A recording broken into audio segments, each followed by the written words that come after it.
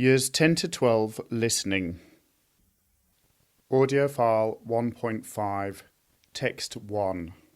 AEAS Test Preparation Course Listening Test. Look at questions 1 to 9.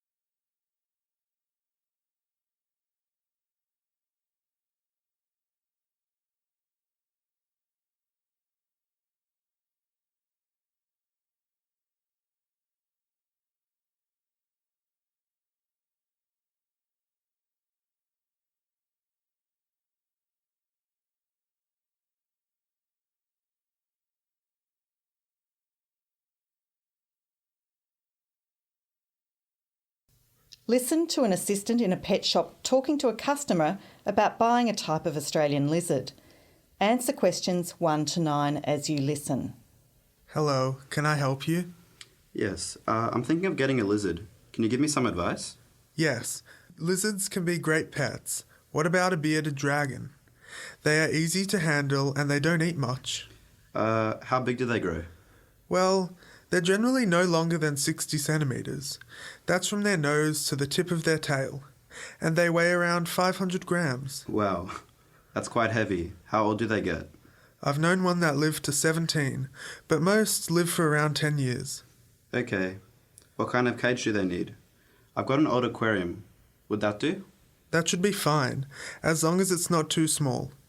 And you need to make sure that there are some branches in the cage. In the wild, beardies like to perch so they can catch the sun, and also see what's going on around them, as they have excellent eyesight. So, do they need to be in the sun? Light is very important for reptiles, and they're cold-blooded, so they need heat.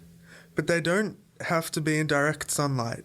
You can get a special reptile bulb that will provide light and keep the temperatures steady. Just make sure that you don't give it too much or too little light.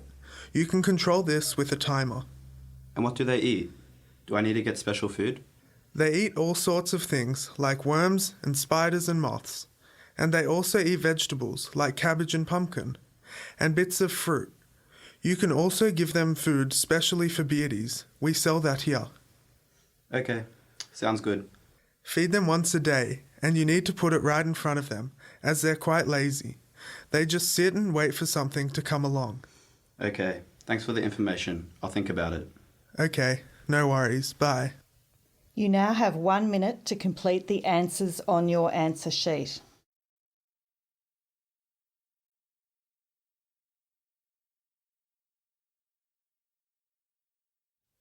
Listen to a podcaster interviewing Professor Stringer, a rocket scientist.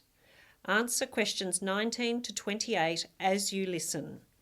Can you tell us a bit about the details? They've got some very clever ideas. They've made the spacecraft very light.